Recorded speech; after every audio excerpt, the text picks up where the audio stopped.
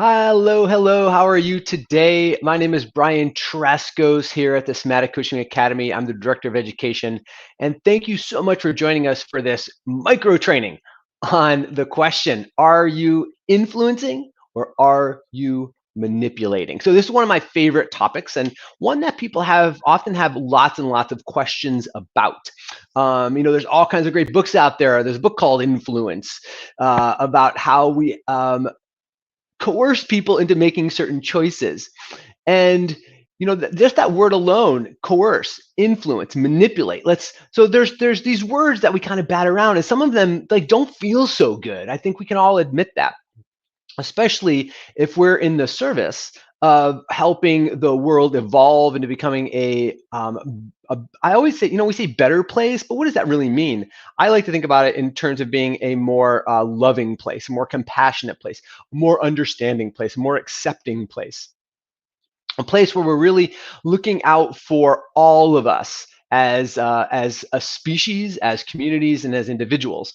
And so I think that these questions are really important. So are we acting in the way of being an influencer, or are we acting in the way of being a manipulator? So let's break this down. So really quick, some definitions. So one of the definitions of manipulation is to control a person or situation cleverly, unfairly, or unscrupulously.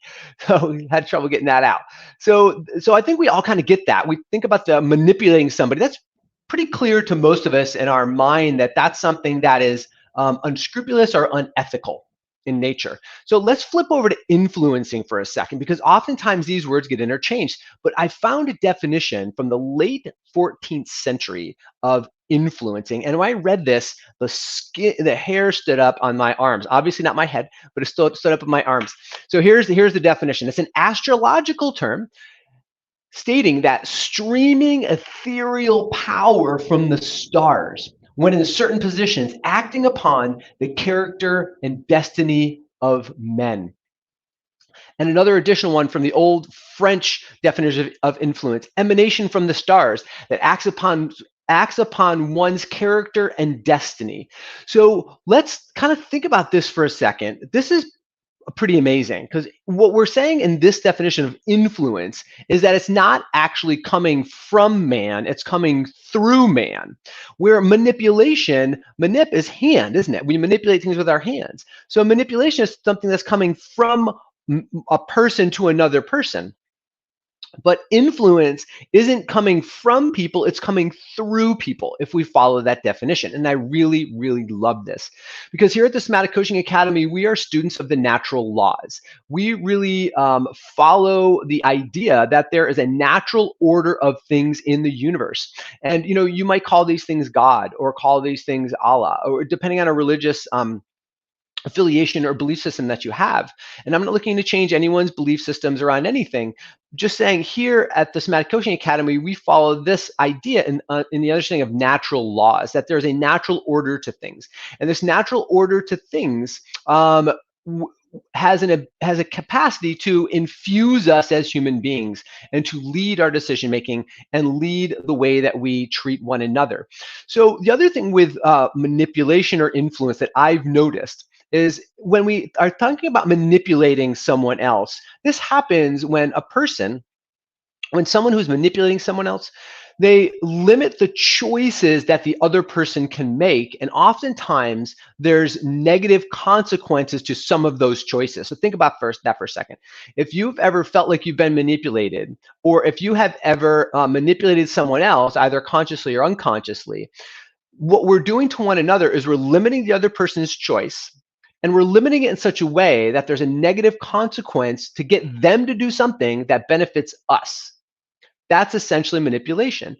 So in manipulation, there's really this win-lose scenario. It's not even. And we might say, well, they're still winning, they're still getting something. But here's the thing. The other person has to believe that they are winning. It can't be that we've decided for them that they're winning. They have to say for themselves that they're winning. Now, influence is different. When we're influencing someone and the streaming power from the stars. I love that statement, right? When there's this ethereal power that's flowing through us to someone else, we offer choices that are abundant. There's innumerable possibilities of where someone can expand with the choices that we're giving them. And they feel like they win on the other side because there's no negative consequences from us on the choices that they make. Now, that doesn't mean that there's never consequences to any choices. We, of course, get to decide whether they're negative or positive, don't we? We all make choices. We get a result. We get to decide what we're going to do with it, whether we make it negative or positive, or whether it's going to be a learning opportunity, or whether we're going to shame ourselves for it, right? That's all. That kind of gets a little bit deeper down this path when we think about it. But here's the scoop, folks, is that manipulation, there's a win-lose phenomenon, and influence, there's a win-win phenomenon. In other words, we win by offering an innumerable amount of choices to help lead someone to a better aspect and version of themselves. And the other person says, man, I'm winning too, because I'm being offered a possibility to choose whatever I want to choose with no negative consequences coming from the person who's offering me those choices. Hopefully that's making sense. Now, the third part of this, what does this have to do with somatics? There's another really keen way to tell whether or not you're acting in the way of manipulation or acting in the way of influence. When we're acting in the way of manipulation, even if we're the one winning, and the other person is losing from the relationship, it still creates constriction in our bodies. Because anything that is out of balance, that's not win-win, that doesn't offer growth for everyone. We call that the natural law of more life, because life always evolves into more growth, more evolution. Whenever something is happening and there's a loss of life force or loss of freedom in the relationship, we feel that acutely in our bodies. Now, sometimes we're so adept at manipulating other people that we become numb to it, become hardened to it, and so a little more constriction, we don't even really notice it. If we are not attuned or adapted to manipulation as a habit for ourselves, we'll feel it very acutely in our bodies, and we'll notice, oh my God, something's off, something's not. I mean, I'm feeling not so good about this reaction that's happening right here, or this interaction that's happening right here. So we'll feel a constriction in our system. On the other hand, influence.